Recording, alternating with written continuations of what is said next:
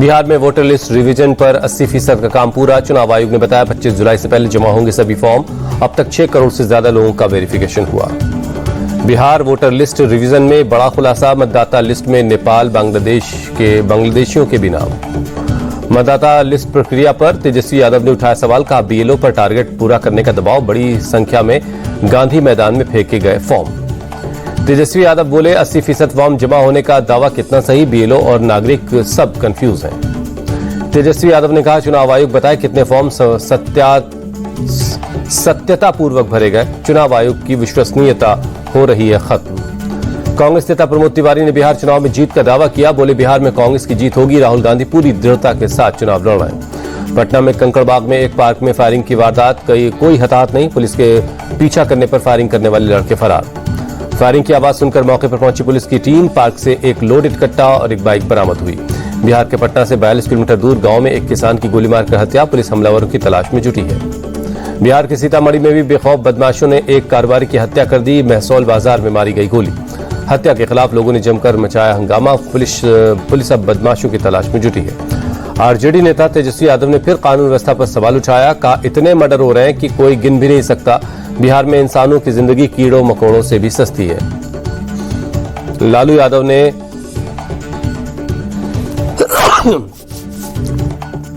यादव ने मोदी नीतीश का पोस्टर जारी कर निशाना साधा। एनडीए को बताया गुंडा राज। लिखा बिहार की सड़कों पर कानून नहीं अपराधियों का राज चल रहा है। सोनिया गांधी ने 15 जुलाई को कांग्रेस संसदीय दल की बैठक बुलाई। मानसून सत्र की रणनीति पर होगी चर्चा। राष्ट्रपति द्रौपदी मुर्मू ने 4 लोगों को राज्यसभा के लिए मनोनीत किया। वरिष्ठ वकील और बीजेपी नेता उज्जवल निकम राज्यसभा के लिए मनोनीत। राष्ट्रपति द्रौपदी मुर्मू ने हर्षवर्धन श्रृंगला को भी राज्यसभा के लिए मनोनीत किया। पूर्व विदेश सचिव रह चुके हैं हर्षवर्धन। केरल के वरिष्ठ सामाजिक कार्यकर्ता और शिक्षाविद सी सदानंदन भी राज्यसभा के लिए मनोनीत। जानी मानी इतिहासकार और शिक्षाविद मीनाक्षी जैन भी बनेंगी राज्यसभा सांसद। सिंगापुर दौरे पर विदेश मंत्री एस जयशंकर सिंगापुर के विदेश मंत्री के साथ द्विपक्षीय वार्ता करेंगे। कई अहम मुद्दों पर हुई चर्चा। हरिद्वार के बहादुराबाद टोल प्लाजा पर कांवड़ियों का हंगामा। रोडवेज बस में तोड़फोड़ की। समझाने गई पुलिस पर भी पत्थर बरसाए। पुलिस ने 2 लोगों को किया गिरफ्तार। गाड़ी भी सीज। कांवड़ खंडित होने के बाद हाईवे पर बैठे थे कांवड़िए। हरिद्वार समेत पूरे उत्तराखंड में ऑपरेशन कालनेमी के तहत कार्रवाई। अब तक 45 फेक बाबाओं को हिरासत में लिया गया। हरिद्वार के पीरान कलियर में 6 लोग पकड़े गए। साधु संतों का भेष बनाकर भीख मांग रहे थे। हरिद्वार में हाईवे पर चलने से मना करने पर पुलिस और कांवड़ियों के बीच झड़प हुई। जवानों ने लाठी भांजकर कांवड़ियों को खदेड़ा। तय मानकों से ऊपर डीजे लाने वालों के खिलाफ भी हरिद्वार पुलिस ने दिखाई सख्ती। मंगलोर से 3 दर्जन से ज्यादा डीजे उतरवाकर वापस भिजवाए गए। बुलंदशहर में कांवड़ यात्रा मार्ग पर खाद्य सुरक्षा विभाग की कार्रवाई। पहचान छिपाकर चलाए जा रहे होटलों को बंद करवाया। गाजियाबाद के सिद्धार्थ विहार में एक जूस शॉप पर बवाल। जूस में थूक मिलाने का ग्राहक ने लगाया आरोप। दिल्ली के शाहदरा में कांवड़ रूट पर कांच के टुकड़े मिले। पुलिस सीसीटीवी की मदद से अब कांच फेंकने वालों की पहचान कर रही है। धर्मांतरण केस में आरोपी छांगुर बाबा की बैंक डिटेल्स ईडी के हाथ लगी। 30 में से 18 बैंक अकाउंट की डिटेल्स मिली। इन खातों में करीब 68 करोड़ रुपए आए। विदेशों से भी जमकर हुई फंडिंग। 3 महीने में विदेश से लगभग 7 करोड़ रुपए अकाउंट में आए। सूत्रों के मुताबिक बाबा को बड़े पैमाने पर विदेश से मिल रही थी फंडिंग। यूपी की श्रावस्ती में मदरसे में पुलिस की छापेमारी। धर्मांतरण के आरोपी छांगुर बाबा के कनेक्शन की जांच। मदरसा संचालक के पूछताछ के बाद जब्त किए गए दस्तावेज।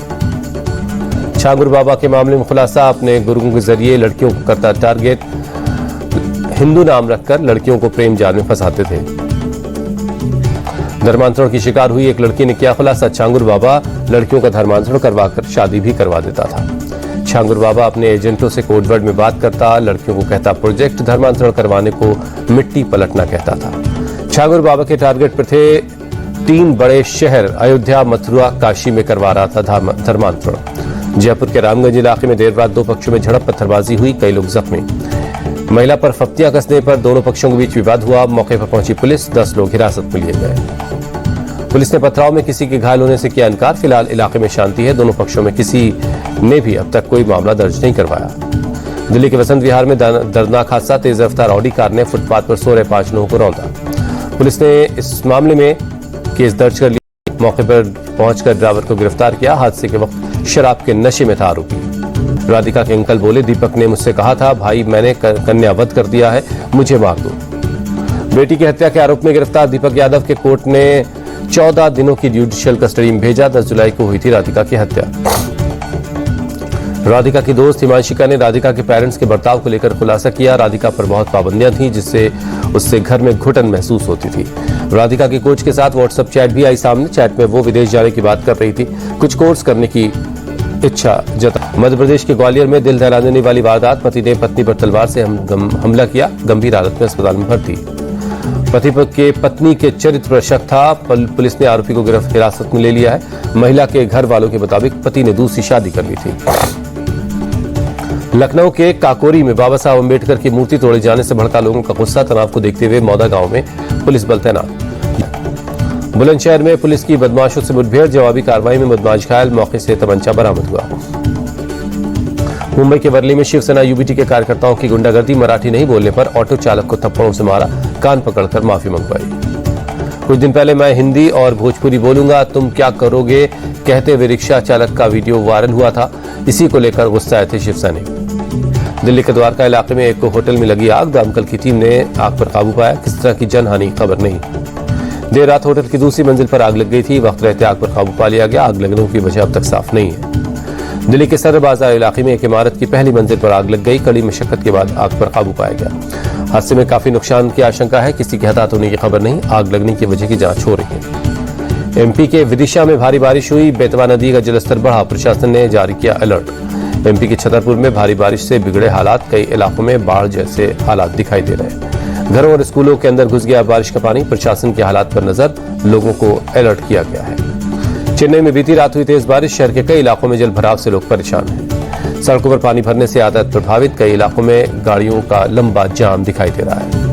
कर्नाटक के रायचूर में कृष्णा नदी में गिरे एक शख्स की बाल बाल बची जान, स्थानीय लोगों और मछुआरों ने रस्सी से किए युवक का आरोप, सेल्फी लेने के दौरान पत्नी ने धक्का दिया।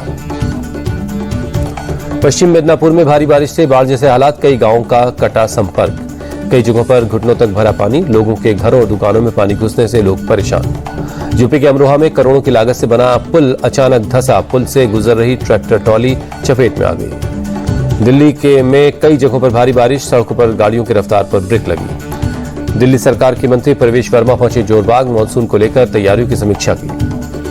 प्रवेश वर्मा ने एनडीएमसी अधिकारियों के साथ दौरा किया, स्थानीय लोगों की परेशानियों को सुनकर उनके निपटारे के लिए कहा। अमरनाथ यात्रा पर जाने वाले श्रद्धालुओं का 11 जत्था पहलगाम बेस कैंप से रवाना, भक्तों ने लगाए हर हर महादेव के नारे। अब तक 1.5 लाख से ज्यादा लोगों ने दर्शन किया। सावन के तीसरे दिन उज्जैन के महाकाल मंदिर में खास आरती हुई, बड़ी संख्या में पहुंचे लोग। दिल्ली में fit India Sunday on cycle कार्यक्रम, बड़ी संख्या में लोगों ने साइकिल चलाई। गांधीनगर में fit India Sunday on cycle कार्यक्रम हुआ, केंद्रीय मंत्री मनसुख मांडविया शामिल हुए, साइकिल चलाकर फिट रहने का संदेश दिया। हरियाणा के कैथल में हाफ मैराथन हुआ, सीएम नायब सिंह सैनी ने दिखाई हरी झंडी, बड़ी संख्या में लोग पहुंचे। दिग्गज अभिनेता कोटा श्रीनिवास राव का 83 साल की उम्र में निधन, पूर्व उपराष्ट्रपति वेंकैया नायडू ने जताया दुख, हैदराबाद में दी श्रद्धांजलि। 14 जुलाई को खुलेगा एंथम बायोसाइंसेज का आईपीओ, इशू के जरिए कंपनी 3,395 करोड़ रुपए जुटाना चाहती है। आईसीआईसीआई प्रूडेंशियल एएमसी ने अपने आईपीओ के लिए 18 मर्चेंट बैंकरों को अपॉइंट किया, इशू के जरिए 10,000 करोड़ जुटाने का प्लान है। 15 जुलाई से खुलेगा भारत में पहला टेस्ला शोरूम, मॉडल वाई की 5 गाड़ियां मुंबई पहुंची, कंपनी ने कार की शुरुआती कीमत 48 लाख रुपए रखी है। चैट जीपीटी बनाने वाली कंपनी अपना वेब ब्राउजर लॉन्च करेगी, गूगल क्रोम के टक्कर देगा ओपन एआई का ब्राउजर, अगले महीने ब्राउजर लॉन्च हो सकता है। Infinix hot 60 5G plus gaming smartphone launch हुआ, फोन से बिना नेटवर्क के कॉल भी कर पाएंगे आप। कंपनी ने स्मार्टफोन की कीमत 10,499 रुपए रखी है। भारत और इंग्लैंड के बीच जारी लॉर्ड्स टेस्ट का चौथा दिन, पहली पारी में बढ़त लेने से चूका भारत, इंग्लैंड के 387 रनों के जवाब में भारत ने 387 रन ही बनाए हैं।